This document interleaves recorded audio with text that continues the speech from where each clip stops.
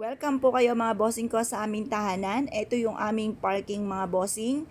Yan po mga bossing, hindi rin ako makapaniwala na meron ako nito mga bossing. At dahil dati-dati nga kung saan kami tumitira ay lagi kami napapalayas mga bossing.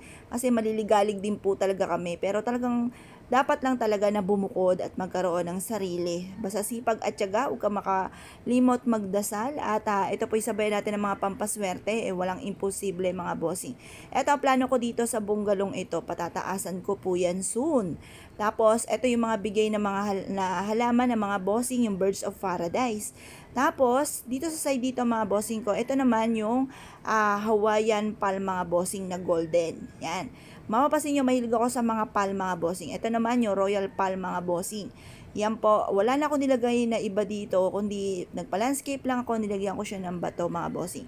Halika na mga bossing, welcome na po kayo sa aming puntahanan. Asya, ito pa mga bossing ko ang aking mga orchids. Ayan, si Buddha yung bantay na aming tahanan.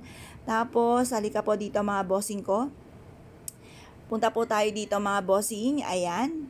Diretso po tayo mga bossing, welcome po kayo. Eto mga bossing ko ang aming istakan. Pasensya na kayo mga bossing, tambak-tambak po siya, abot na siya hanggang kisame mga bossing. Ayan, pasensya na po kayo at ganyan lang po talaga, wala na akong magagawa dyan mga bossing ko, wala na rin akong bang paglalagyan. Ultimo sa kusina namin, dami-dami mga pampaswerte mga bossing. Ayan pa mga bossing, halika po tayo dito. Ito pa mga bossing ko, ang aming koi fish na isa ako sa mga pinakamahilig talaga sa isda mga bossing. Mapapasin ninyo, marami ditong tubig, kaya may nagtatanong sa akin, year of the water ka ba? Hindi po, year of the metal po ako mga bossing. Ngayon pa mga bossing, ito naman yung ating mga pusa, ayan. Yung mga exotic nating pusa mga bossing, yan, meron tayong gray, tapos yung nakatupi yung tenga, may nakataas din mga bossing. Ayan, dumadami na po sila dyan. Tapos, ito yung ating abot na hanggang kisame na money tree. Tapos, ito yung isa sa mga palm na napakarami ng bunga. Tapos, ayan po mga bossing. Ayan, ito naman isa sa mga palm din. Tapos, iyon yung ating waterfalls mga bossing. Mahilig tayo sa mga waterfalls, lalo sa mga grotto na mga matagal ko na pinapangarap. Ang sarap sa pakaramdam. Tapos, sa katuwa, ayan, ang laki na ng goldfish po namin mga bossing. Napakarami po nila mga bossing. Ayan, ang sarap pagmasdan. Habang sila ay lumalangoy mga bossing. Tapos yan, kumpul-kumpul po sila. Akala nila pakakainin po sila. Ayan. Pero bawal din po silang binubusog talaga. Kaya kapag nakakain na ito sa umaga, okay na po yan.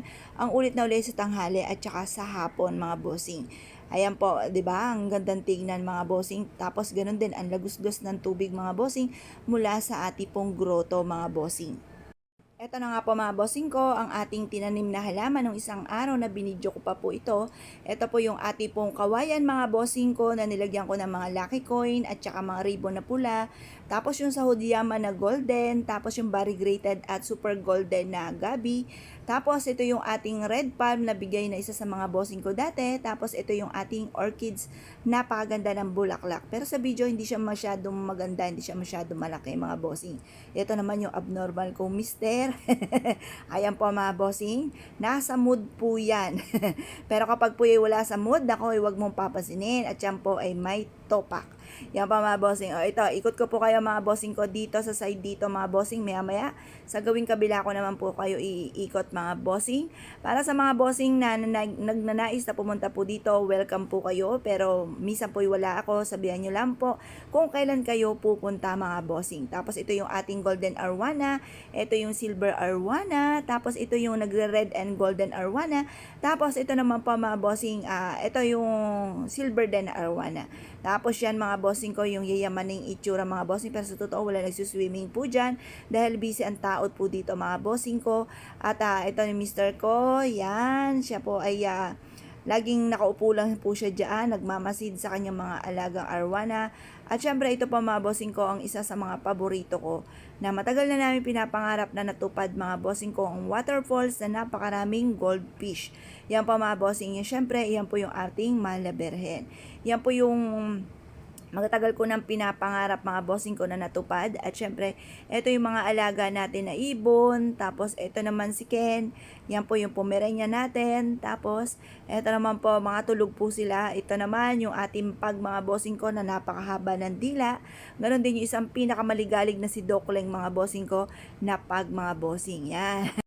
Ito pa mga bossing ko tuwing umaga ang aking ginagawa, pagtungtong mga bossing ko ng alas 7 ng umaga.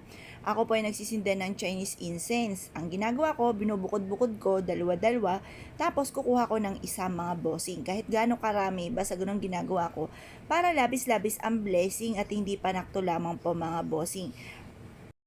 At pagtapos po niyan, ako po ay magpapausok na dito po sa aming grotto mga bossing at paulit-ulit ako na magwi-wish para sa aking mga bossing, para sa pamilya, kaligtasan, katuparan sa lahat ng mga pinapangarap sa buhay.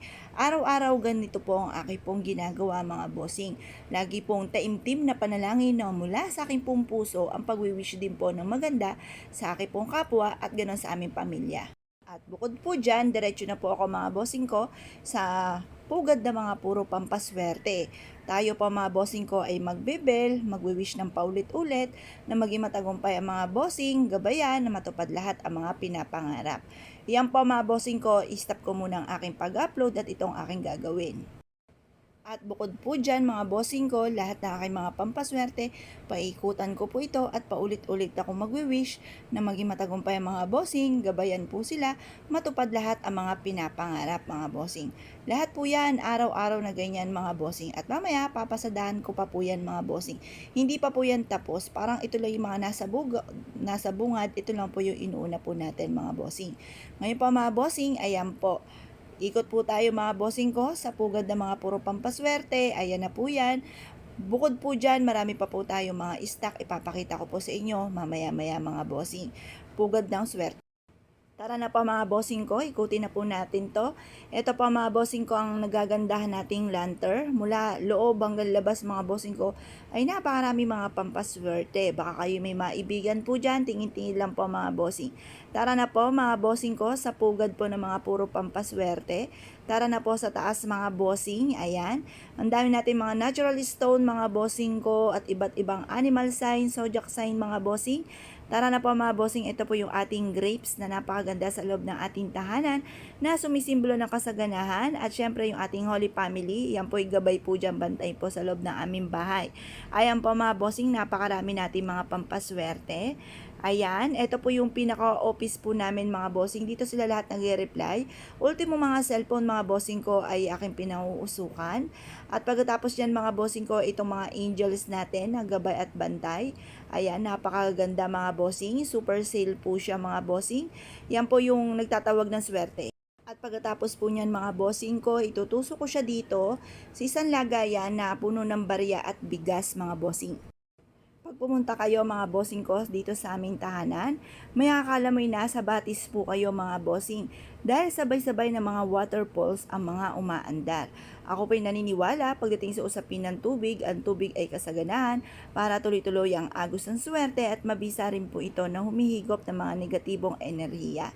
Ayan po mga bossing, yan yung ating lemon citrine waterfalls. Tapos yung ating mga lucky cat na porcelain mga bossing. Ayan po yan. Tapos dito mga bossing ko sa baba, ay meron po tayo mga nakababad mga bossing ko na elepante. Kasi masaganang pamumuhay daw po mga bossing, ayan po siya. Kapag kayo ay naglagay po dyan sa tubig mga bossing, kahit sa isang platito.